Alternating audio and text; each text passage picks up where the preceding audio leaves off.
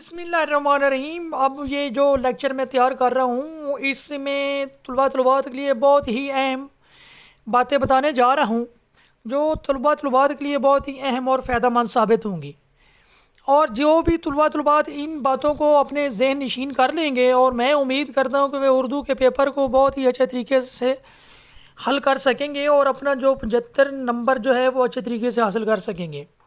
Number ہے کہ ترتیب سبق کا خیال رکھیں، پہلے کی بات بعد میں اور بعد کی بات پہلے نہ لکھیں۔ اس کے لیے ضروری ہے کہ سبق کا اچھی طرح مطالعہ کریں۔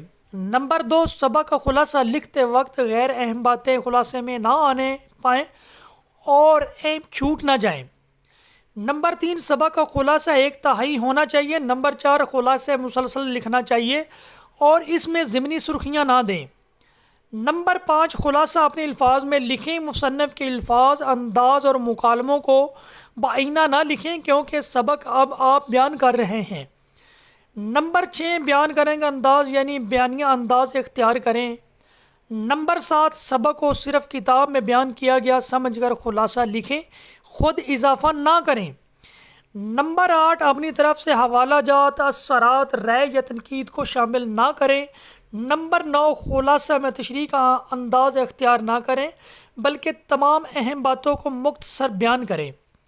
نمبر 10، خلاصہ سبق میں اختصار اور جامعیت کے ساتھ روانی اور اصل کا لطف بھی برقرار رہنا چاہیے۔ نمبر 11، سبق کو خلاصہ عبارت پیراگراف بنا کر لکھیں، ایک عبارت 7 سے 10 سطور پر مشتمل ہونی چاہیے۔